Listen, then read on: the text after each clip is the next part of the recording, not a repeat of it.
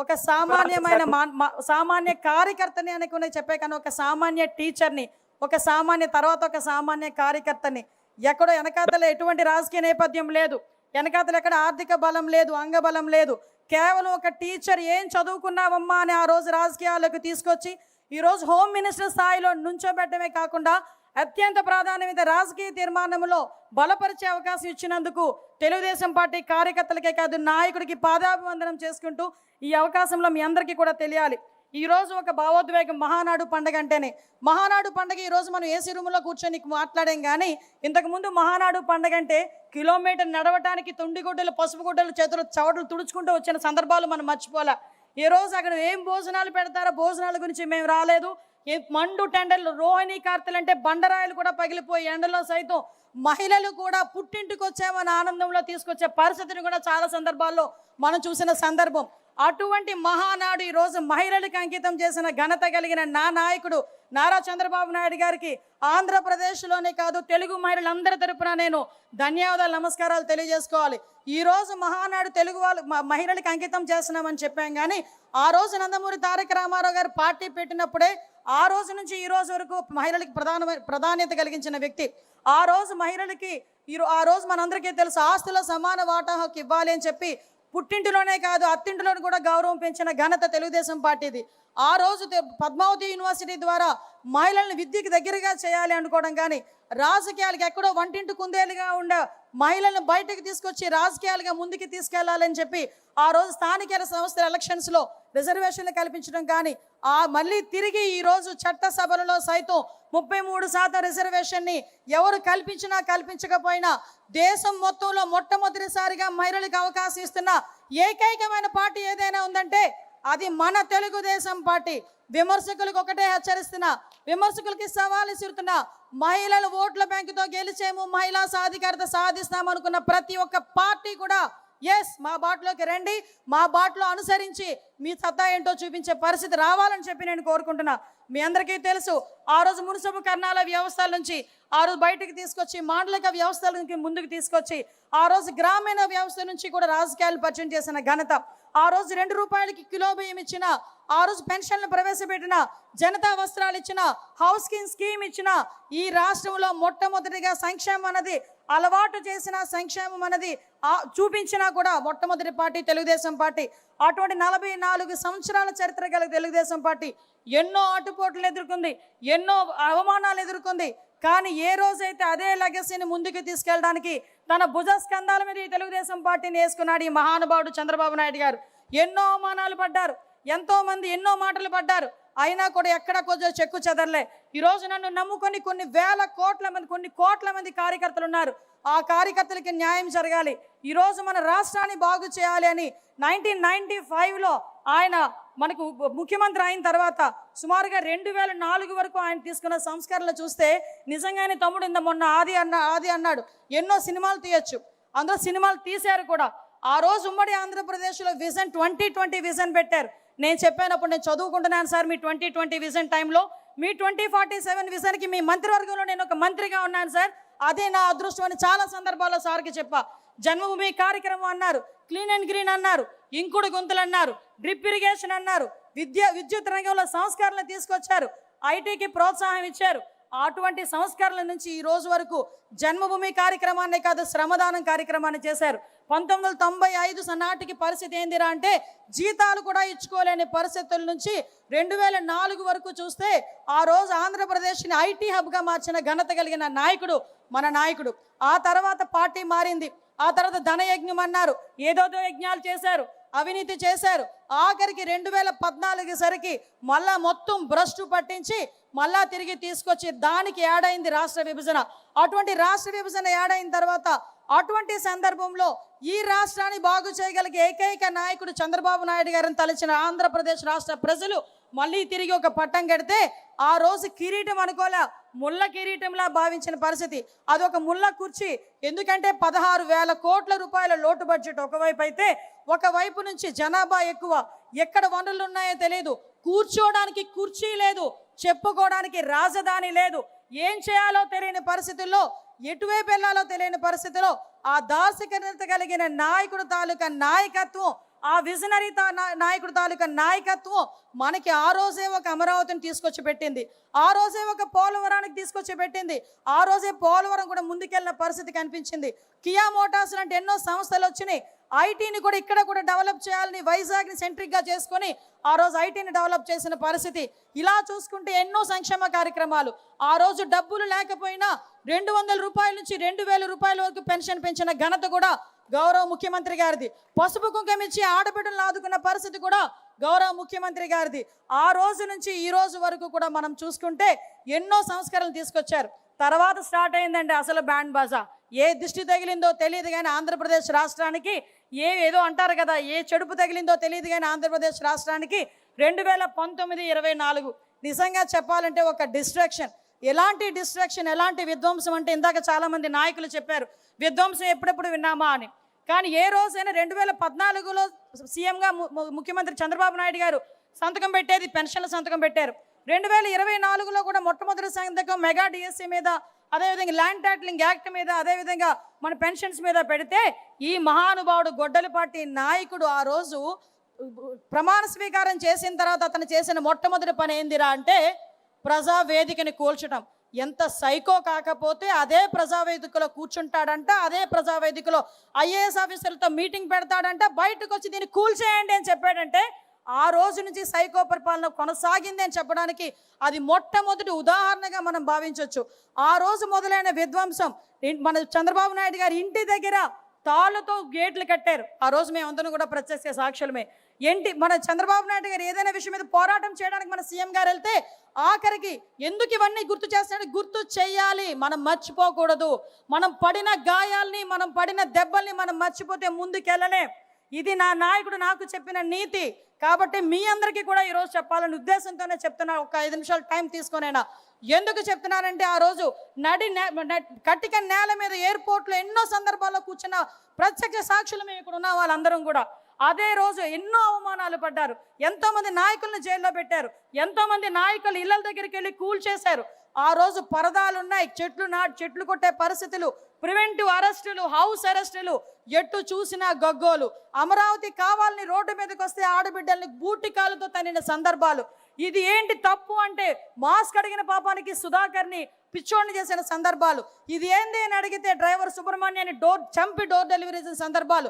వీటన్నిటి గురించి పోరాటం చేస్తున్నామంటే మాలాంటి వాళ్ళ మీద కూడా అట్రాసిటీ కేసులు పెట్టిన సందర్భాలు.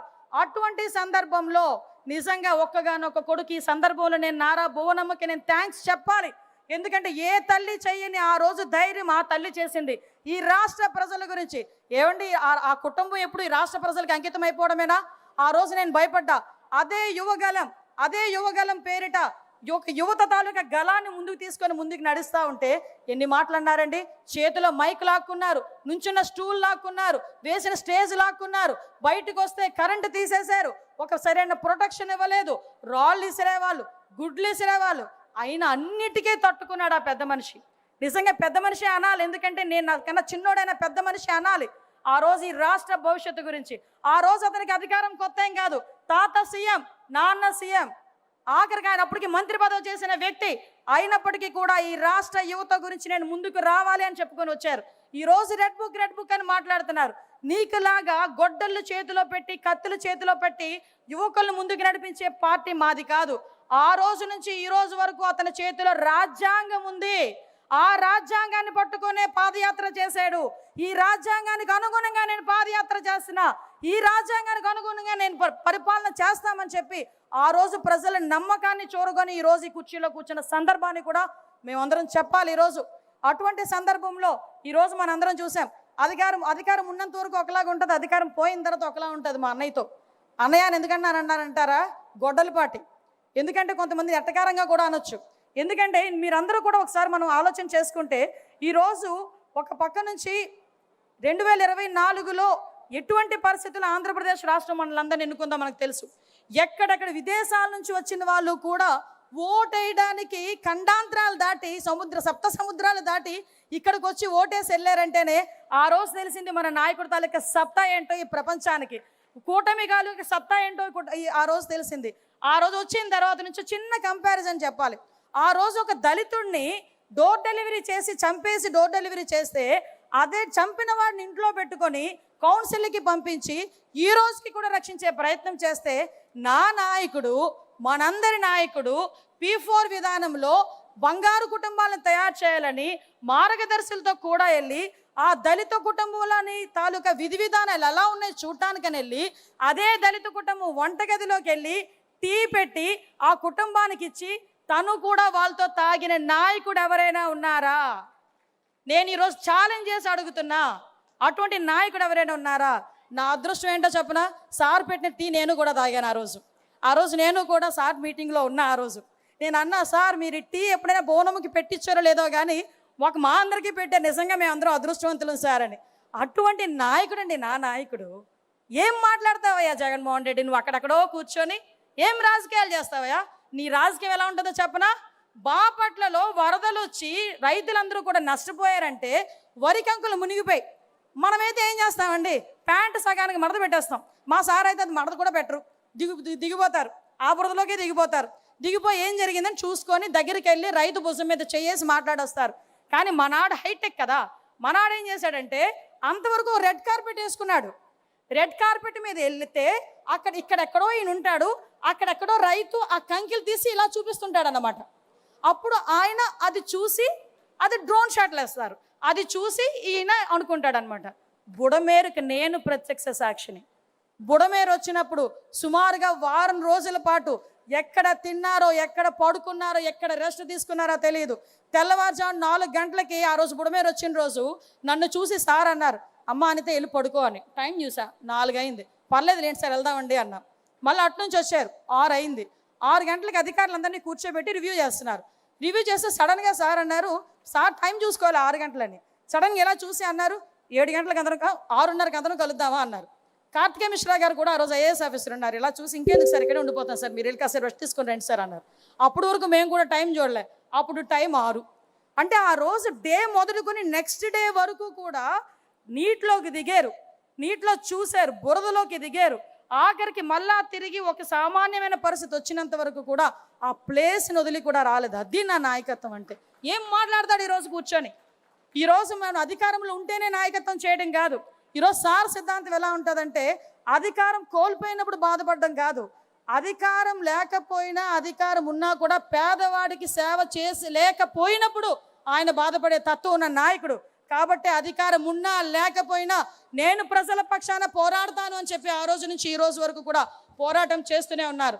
ఎందుకు చెప్తున్నానంటే మళ్ళా వాళ్ళు తిరిగి మొదలుపెట్టారు. మొన్నటి వరకు ఎలక్షన్ ముందు వరకు వివేకానంద రెడ్డి హత్య చంద్రబాబు నాయుడు గారు చేయించారని నారాసుర రక్త చరిత్ర అని ఒక గొడ్డలు పెట్టారు.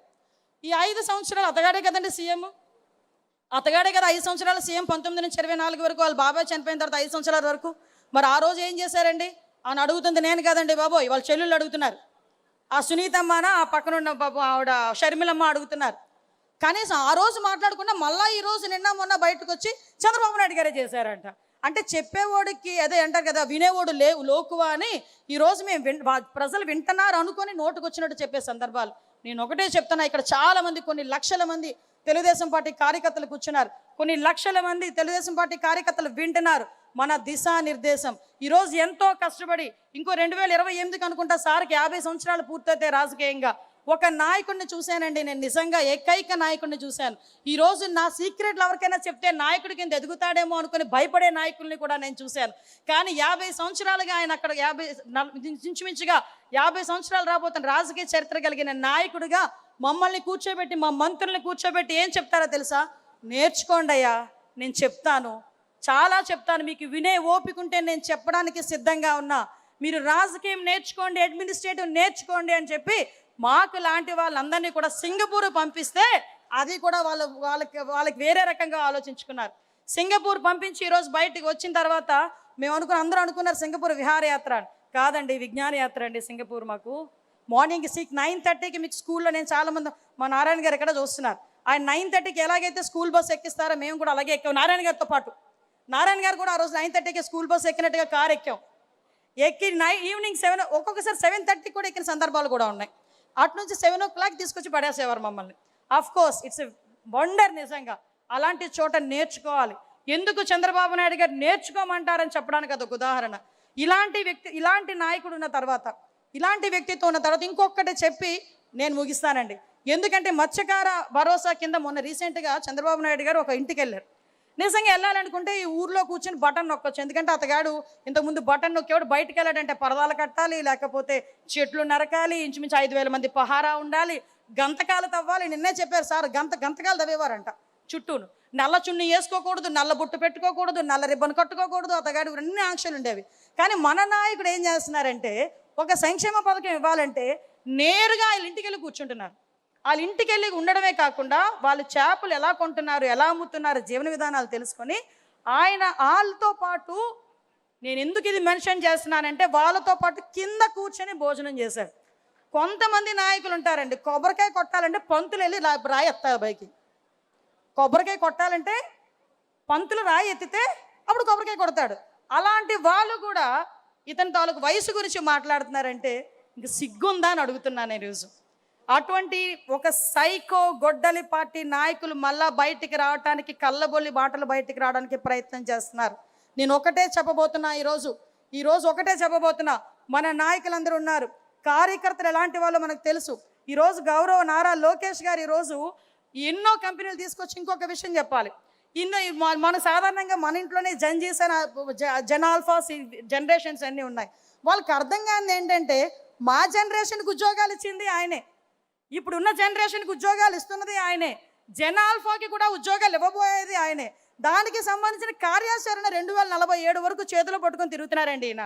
ఇలాంటి వ్యక్తులు ఉన్నంత వరకు జెనాల్ఫా కాదు కదా, జెన్జీస్ కాదు కదా, ఎవరైనా చదువుకుంటే చాలు మీ ఇంటికి ఉద్యోగాలు తీసుకొచ్చే స్థాయికి మేము తీసుకొస్తామని గౌరవ నారా లోకేష్ గారు ముందుకొచ్చి చెప్పే సందర్భాలు కూడా ఉన్నాయి. ఇంకా 28 సెకండ్లు ఉంది సార్. ఇంకొక విషయం కూడా చెప్తున్నాను సార్. నారా లోకేష్ గారు తీసుకొస్తున్న ఐటీ కంపెనీలకి ఇంతకుముందు మేము చదువుకునేటప్పుడు ఉద్యోగాల గురించి మేము వెయిట్ చేసేవాళ్ళవి. కానీ ఇప్పుడున్న జనరేషన్ ఏం అదృష్టవంతులయా, ఉద్యోగాలు మీ గురించి వెయిట్ చేస్తున్నాయి. That is Gen Zs. నిజంగా చెప్పాలంటే అదృష్టవంతులు అని చెప్పి ఈరోజు చెప్పాలి. అటువంటి నాయకులు ఉన్న చోట, అటువంటి నాయకత్వం పనిచేస్తున్న చోట దీన్ని నిలబెట్టుకోవాల్సిన అవసరం ఉంది, దీన్ని సస్టైన్ చేయాల్సిన అవసరం ఉంది. మన రాష్ట్రం బాగుపడాలన్నా, మన కుటుంబాలు బాగుపడాలన్నా, మన విలువలు పెరగాలన్నా, మనం గౌరవంగా బతకాలన్నా ఈ గండియే కూటమి గవర్నమెంట్ ఈరోజు ముందుకెళ్లాల్సిన అవసరం ఉంది. ఇంకో 15 సంవత్సరాలు కాదు, 20 సంవత్సరాలైనా ఇదే గవర్నమెంట్ ముందుకెళ్తేనే 2047 నాటికి ప్రపంచంలోనే మొదటి స్థానంలో ఆంధ్రప్రదేశ్ ఉంటుంది అని రాసి పెట్టుకోమని ఈ మహానాడు సాక్షిగా చెప్తున్నా. దీనికి ప్రతి ఒక్క కార్యకర్త కూడా ముందుకు రావాలి. ఇప్పుడు జరిగే ప్రతి ఎలక్షన్ మనదై ఉండాలి. ఇందాక చంద్రబాబు నాయుడు గారు వీడియో ఒకటి వేస్తున్నప్పుడు చంద్రబాబు నాయుడు గారు అని నేను అని చెప్పినప్పుడు ఇక్కడ ఉన్న వాళ్ళందరం కూడా క్లాప్స్ కొట్టాం. ఆ మాట పదే పదే పదే పదే వినాలి అని చెప్పి ఇక్కడ సంకల్పం తీసుకొని వెళ్దాం. ఆయన ఎవరేం చేయగలరండి? 24 క్లైమోర్ మైన్స్ ఏం చేయలేకపోయినాయి. ఆయన దృఢ సంకల్పం అలాంటిది, అతని తాలూకా తపన అలాంటిది. మనకి ఏదైనా మంచి చేయాలని తపన, అటువంటి తపన కలిగిన నాయకుడు, తపన కలిగిన యువ నాయకుడు సారథ్యంలో ఈరోజు మనందరం పనిచేస్తున్నాం. దీనికి మనందరం గర్వపడుతూనే దీన్ని ముందుకు తీసుకెళ్లే బాధ్యత కూడా మనందరం కూడా తీసుకుందామని మీకందరికీ కూడా తెలియజేసుకుంటూ, ఒక మంచి రాజకీయ తీర్మానం, ప్రెస్టేజ్గా ఉండే ఒక రాజకీయ తీర్మానం మీద మాట్లాడే అవకాశం, దాన్ని బలపరిచే అవకాశం ఇచ్చినందుకు మరొక్కసారి మీ అందరికీ కూడా మనస్ఫూర్తిగా పాదాభివందనం చేసుకుంటూ, నా నాయకుడికి, నా పార్టీకి, నేను నా కుటుంబం ఎల్లప్పుడూ రుణపడి ఉంటామని తెలియజేసుకుంటూ సెలవు తీసుకుంటున్నా. జై హింద్, జై తెలుగుదేశం.